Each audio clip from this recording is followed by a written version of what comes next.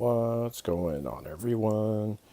It's that time of day again for me to show you art things that I've been working on. So, this is just going to be a quick update of some of the stuff I've been working on. I'm planning on this weekend, I'm going to go to the National Harbor and Old Town Alexandria in Virginia and try to do some marine sketching, boats, and things like that. So, kind of gearing up for that. I've done some boat stuff, starting with this one, this was actually a few days ago. I can't remember exactly when, but this is a Monet study, and it is what it is. Pretty simple composition, but obviously not simple to execute because it's Monet. So with this one, I primarily concentrated on just getting the simple composition in, and then I paid most care in trying to get the ship convincing and not necessarily exact. None of these studies I try to be exact. I gave up on trying to do like actual copies a long time ago, so I just try to learn something from it. So I try to more or less capture the main qualities of his ship, and the whole thing here is much less. What do you call it? His is way more faded or impressionistic looking. Like if I were to go over this with like a white glaze, of gouache or something like that, and just fade everything out, it would be a little more accurate towards to his painting.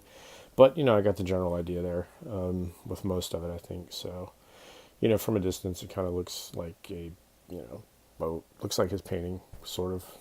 So that was that. Then I did this, which is a Siago study I did, but with this one, I didn't even kind of try to get all the boats in there with detail. What I did with this one is I like the composition because there were a few little boats here, like sort of in the background in this little shoreline, and then there was a whole line of boats coming from the distance up here, and this ending with probably the most detailed of all the boats. But one thing about it was nothing was particularly defined in there. Everything was very, you know, it was almost like single brushstrokes for things. So I kind of tried to flow with that a little bit and just went energetically with the brush through this whole thing. In fact, I didn't try, but I how should I put it? I really just was not paying attention to details at all. I just wanted to get the almost the gesture of the whole thing. You know what I mean? If that makes sense. So mine actually has even less detail as far as the boats than Siago. But I was just kind of going with that because this is gouache, and I'm still playing with that stuff and trying to figure it out and all that stuff. So that was kind of an exercise. So that's what that is. In retrospect, I wish the boat, particularly the one closest to us, which you can't even tell it's a boat, honestly, but I wish it had a little more detail. Definition rather, not detail, but definition, so that it's clear that that's a boat.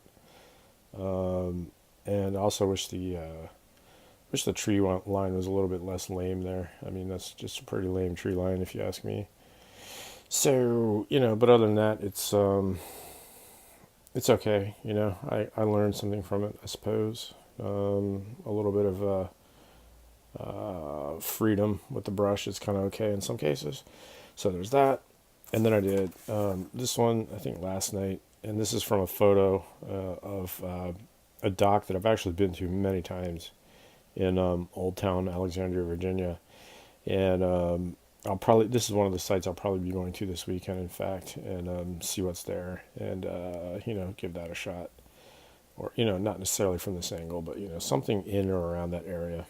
But this one actually was a little bit better, I think, before I started going back over it with white gouache and trying to soften areas and create more of a atmospheric volume, or I don't even know if that's what I mean to say, but something like that. Anyway, I went back over with white gouache and tried to knock certain things down and lower the intensity on things and soften edges and stuff like that. I got a little bit out of control.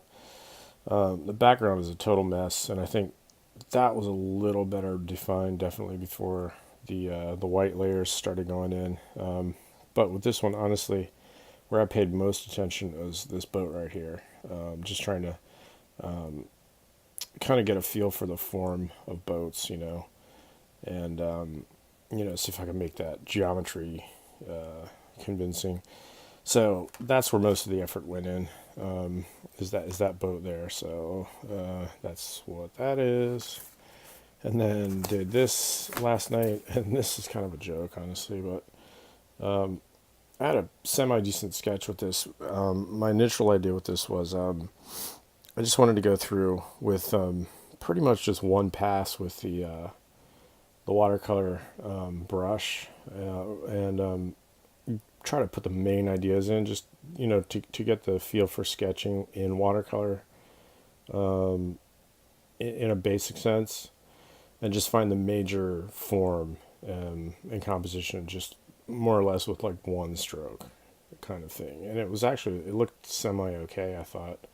And then I started going back over this with some colors, and I was going to fill it out with more gouache. And at some point, I don't even know exactly what started driving me nuts about this, but something I did not like about it, and I just kind of abandoned it. So it's in this cartoon state.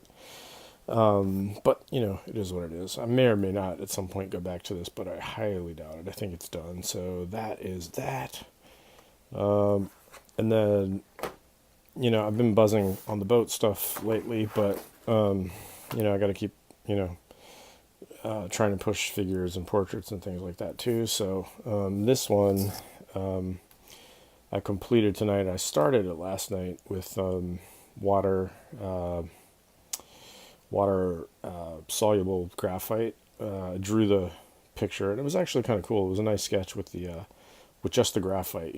I do like drawing with graphite, believe it or not. That's primarily what I used to do all the time, is just graphite stuff. But then I went back over it with the water pen and kind of lost a lot of it. I kind of destroyed it. The eyes got all weird and kind of shifted and in the wrong place, and just things started getting wonky when I started going back over it with the water pen. So I left it like that last night, but it was driving me nuts that I screwed it up so bad. So tonight I just kind of went over it with some watercolor and tried to push things around a little bit and salvage it in some way at all. And believe it or not, it actually does look better than it did last night. So I'm happy about that, at least.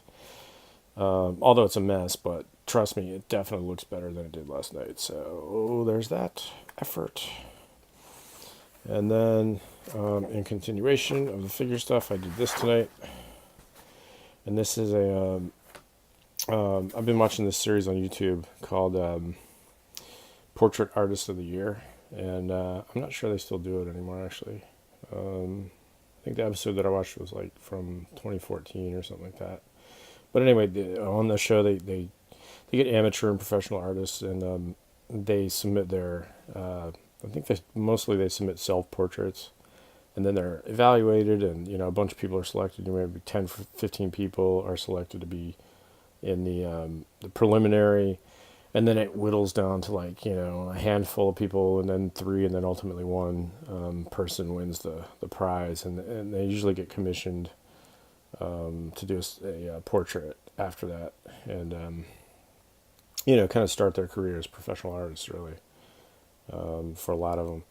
So that's kind of cool. So I've been watching that, and tonight what I did was I took a screenshot of the subject that they were painting. The 3 finalists were painting this guy, I think, and I just happened to capture a screenshot, which this wasn't exactly the best angle. This is not the angle they were painting at him at.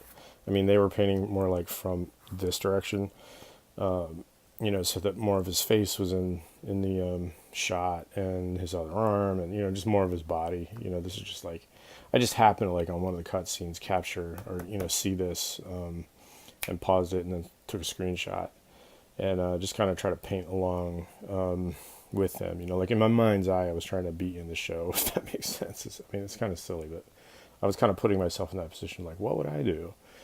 And this is what I got.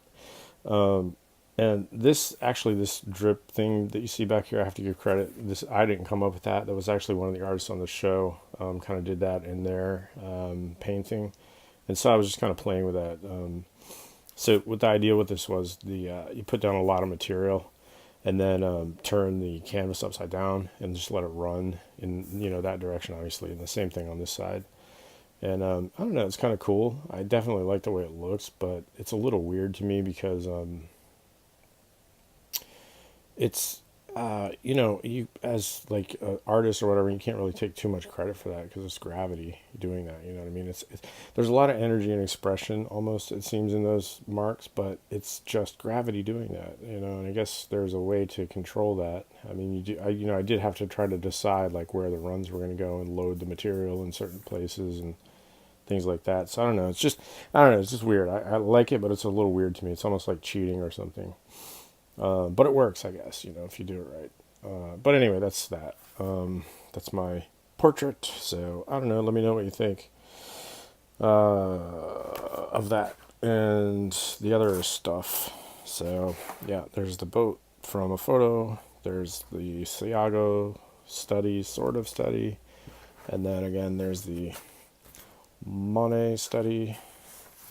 And one more time, the attempted recovery of the disaster portrait, which is that one. I don't know. Yeah, that definitely looks better. I mean, it's not great, but it definitely looks better. But anyway, that's it for now. Let me know what you think in the comments below. Thanks for watching, and there will be more.